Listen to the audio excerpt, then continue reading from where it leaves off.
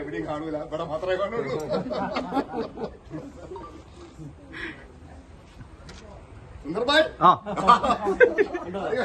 Happy Onam.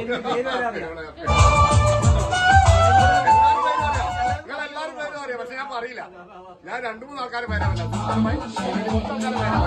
എല്ലാരും പറയില്ല. ഇല്ല,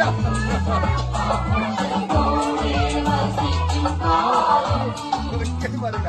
അത് പറയാൻ പാടില്ലെന്ന് പറഞ്ഞു, പറയാൻ പറഞ്ഞു സമ്മതിക്കേണ്ടവര്. ആ ഒന്നുമില്ല സുനിൽ.